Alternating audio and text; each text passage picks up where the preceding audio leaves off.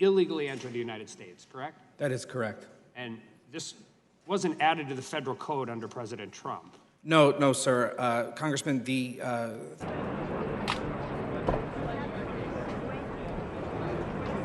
Ladies and gentlemen, thank you again for joining us. was added back in 1952. And this is unique for federal crimes because it's actually a misdemeanor. At the Pentagon, please proceed back to the river entrance to meet your escorts. Have a wonderful day. For a first offense. And we don't typically, the federal government isn't really in the business of like prosecuting federal misdemeanors in other areas of the law, is it?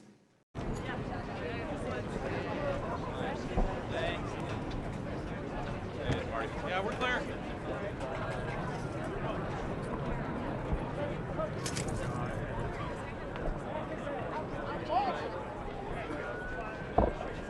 Would depend, I guess, on the crime that we're referring to. But I would note that with every administration,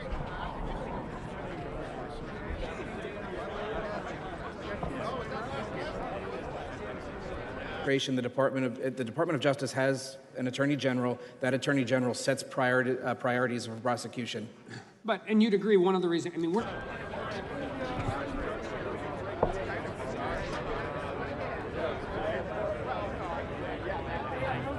people up if they get a misdemeanor conviction. I mean, we're better stewards of the taxpayers' dollars than that. We're deporting them and sending them back to where they go. And I'm not talking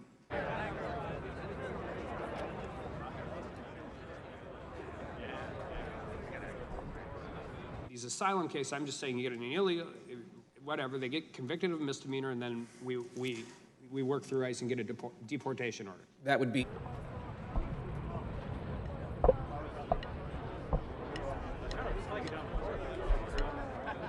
The prosecution phase, they would be returned to the Department of Homeland Security for them to explore whatever relief they may have available or protection, and ultimately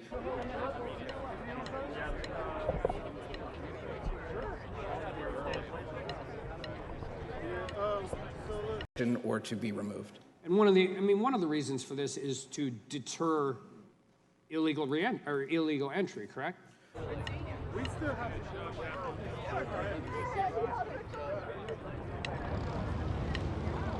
Well, Congressman, presumably when Congress enacted 8 U.S.C. 1325, one of the reasons was to encourage individuals to appear at the port of entry and to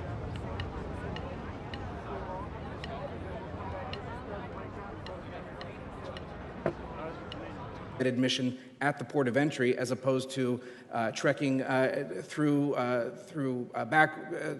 the desert, through the river, whatever else, to make a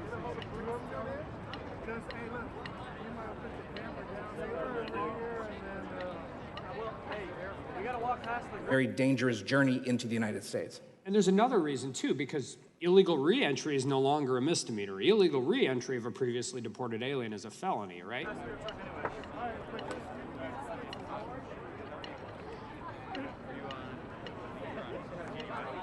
Yes. So in order to have, I mean, if we have bad actors who continue to go back and forth in dealing with that, we need a deportation order. I mean, that's actually an element.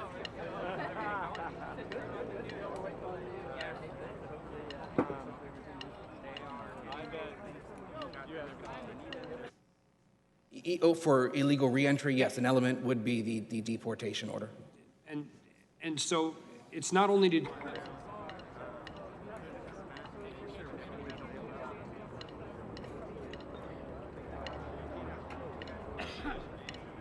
defer the first track, but it's also to make sure that people understand that if you keep doing this and continue to do it more than once, the consequences get more significant.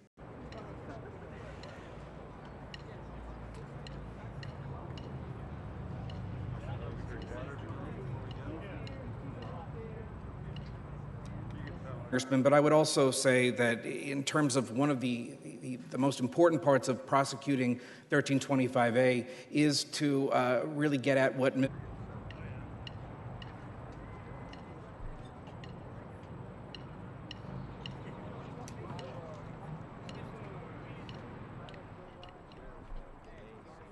was talking about earlier with regard to the smugglers, the abuse of children that we're seeing across the border at this point. And I would note that in the last year, there has been a marked increase in prosecutions for both violent crimes and crimes against children prosecuted by the federal government along the border. And at the same time, in the last year, parents traveling with children aren't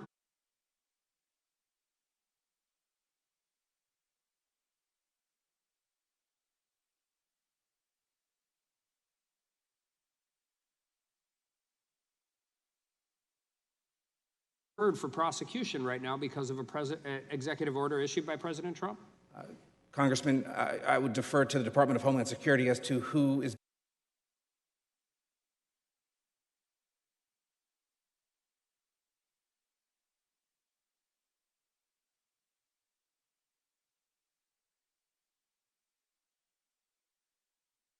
to the Department of Justice, but I believe that the injunction under Mizell and the executive order under of June 20th is in effect and is being complied with.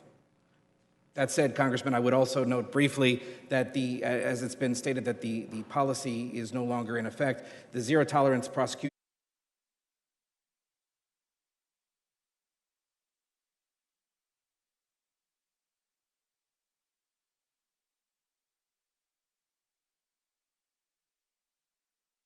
still an active memo. I guess that's my question. It seems, and this goes